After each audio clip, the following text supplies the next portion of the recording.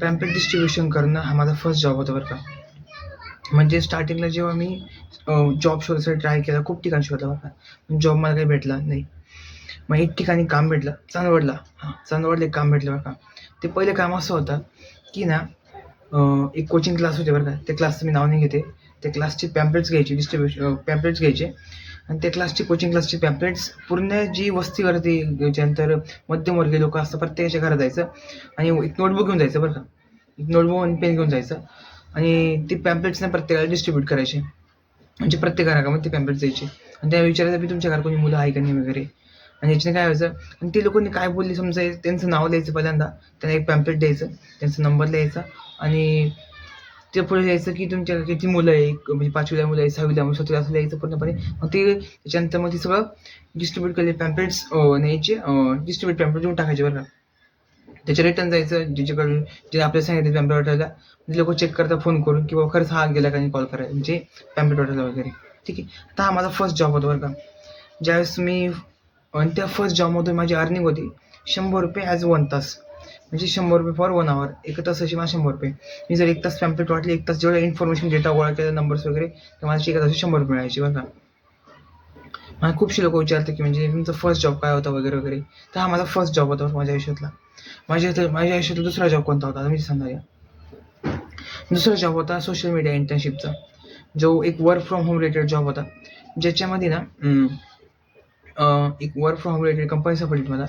ती कंपनी अशी होती की सोशल मीडिया सॉरीची शेअर मार्केट रिलेटेड कंपनी होती. त्या कंपनीसाठी मी असे ॲनिमेशनचे व्हिडिओज तयार करून द्यायचो बरं का. एक लॅपटॉप घेतला त्यासाठी मी. फर्स्ट टाईम माझ्या आयुष्यामध्ये लॅपटॉप घेतला तुम्ही.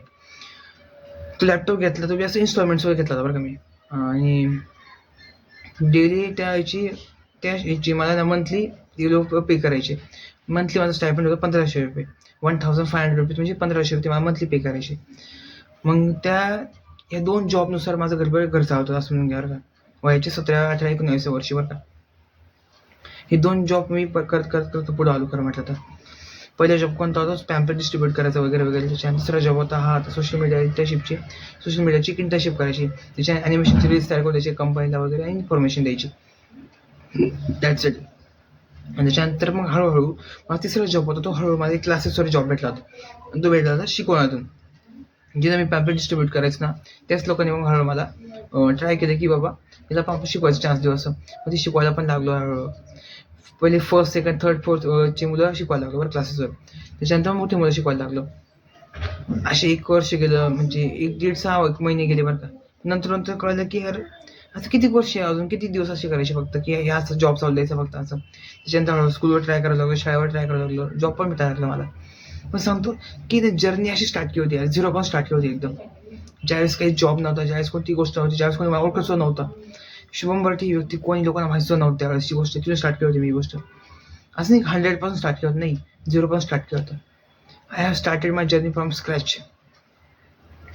0 पासून स्टार्ट केल्यामुळे इथपर्यंत पोहोचू शकलो यार आता.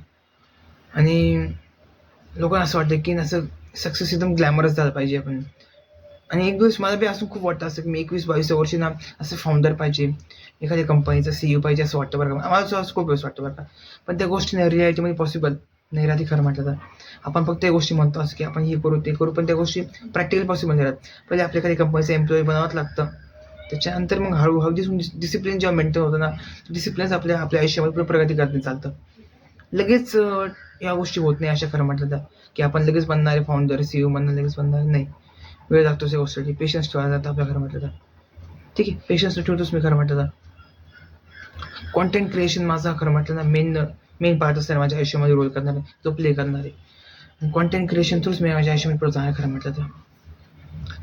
कारण मला नाही वाटत की असं एखादा दुसरा मार्ग आहे की ज्याच्यामध्ये आपण without putting any kind of money बरं का, कुठल्याही प्रकारचे आपण पैसे न टाकता असं कुठला वेळ दिसत नाही मला की ज्याच्या आपलं घर चालू शकेल आणि ज्याच्या आपलं लोक रिटायरमेंट मिळू. कॉन्टेंट क्रिएशन हाच एक पार्ट वाटतो मला फक्त. ठीक आहे.